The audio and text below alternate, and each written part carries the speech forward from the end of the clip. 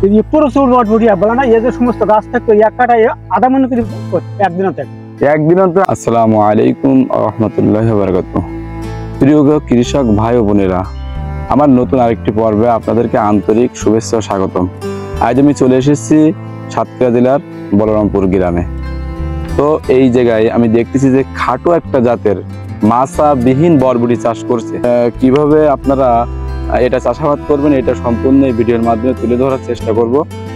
তো আপনারা ভিডিওটা শেষ পর্যন্ত দেখবেন এবং চ্যানেলটি সাবস্ক্রাইব করে আমাদের সাথে থাকবেন। তো আঙ্কেল, আপনি দেখছি যে এই জায়গায় মাছাবিহীন বরবটি চাষ করছেন খাটো জাতের। খাটো জাতের এই বরবটি আমি প্রথমে বলি কি কোম্পানির বীজ?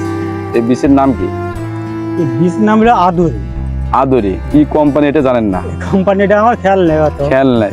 কিন্তু আপনি এই যে খাটো জাতের বরবটি চাষ করছেন দেখছি তো প্রচুর পরিমাণে গাছে ধরছে। এই প্রচুর পরিমাণে। তো আপনি এটা হলো কয় কাঠা জমিতে চাষ করছেন? এক কাঠা জমি। এক কাঠা জমি। তা আপনার এক কাঠা জমিতে আপনি গাছ তো সেভাবে ভালো হয় নাই, মানে ভালো না, বর্ষা হয়েছিল, বর্ষায় মাটি চাপা পড়ে আসছে, যাওয়াই নি অনেক।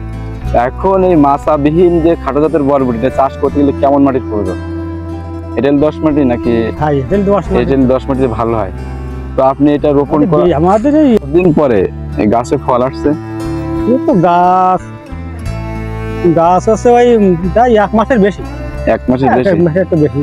তো আপনি হলো ফুল এসে যায়। আপনি এই জমি থেকে কতবার আপনি এই বরবটি উত্তোলন করছেন, মানে উঠাইছেন?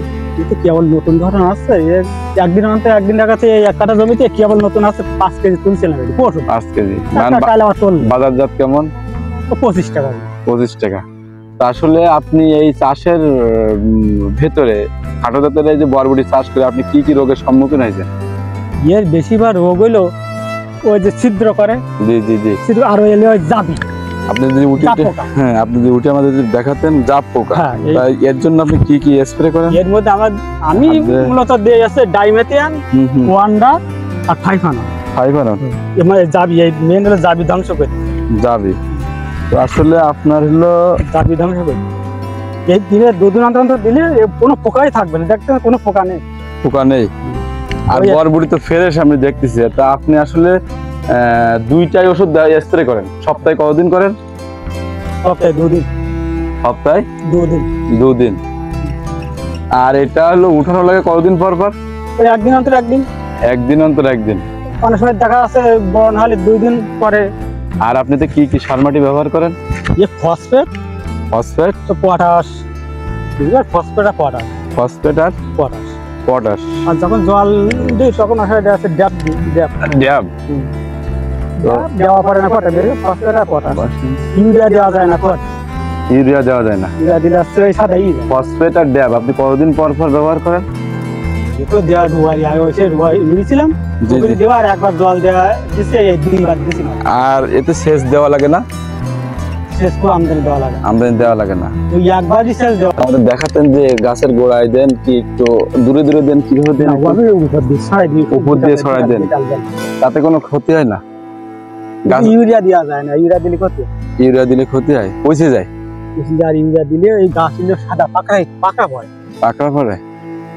আসলে আপনি কি মনে করেন যে এই মাছাবিহীন যে খাটো জাতের যে বরবটি এটা চাষ করলে কি মানুষ বর্তমান যে যুব সমাজ তারা কি আসলে এতে ভালো বেনিফিট? হ্যাঁ, যদি গাছ ঠিক মতো যাওয়ায় প্রচুর বরবটি বলে না এই যে সমস্ত গাছ থাকতো এক কাটায় আধা মন করে একদিন অন্তর আধা মন কাটায়।